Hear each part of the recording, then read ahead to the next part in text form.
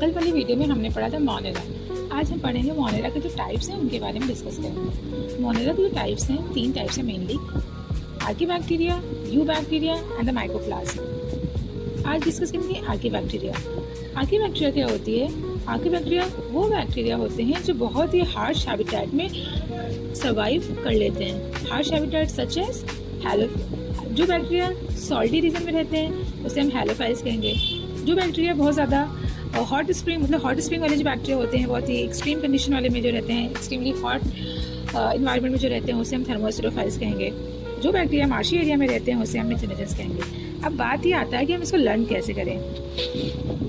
Learn करने के लिए देखो, halophiles salty area, HALSAL, hal sal. Halophiles live in salty area. Thermosterophiles hot spring. इसको कैसे याद करेंगे? जैसे कि थर्मामीटर हम लोग मेजर करते हैं, किस लिए?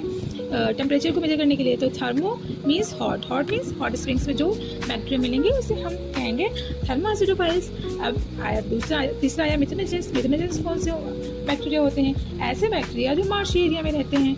M for methanogens, M for marshy. THERMO thermo, thermo means temperature, temperature means heat, heat मतलब हॉट स्प्रिंग। और HAL hal, SAL sal, halophiles live in salt. ये आर्कीबैक्टीरिया की इतने टाइप्स हैं क्योंकि जिस रीजन में वो रहते हैं उसी अकॉर्डिंग उनका नेम रख देते हैं। बैक्टीरिया है वो इतने हार्श हैबिटेट में कैसे रह लेते हैं? कुछ तो इनमें अलग होगा नॉर्मल बैक्टीरिया से। देखिए, आर्कीबैक्टीरिया में जो सेल वॉल होता है वो ही पॉसिबल, इसी वजह से पॉसिबल हो पाता है कि उसका सर्वाइवल ऐसी कंडीशंस में हो जाए। मीन्स आर्कीबैक्टीरिया की जो सेल वॉल होती है अदर बैक्टीरिया की सेल वॉल से बहुत ही ज़्यादा अलग होती है, इसलिए वो ऐसे हार्श हैबिटेट में भी सर्वाइव कर लेते हैं।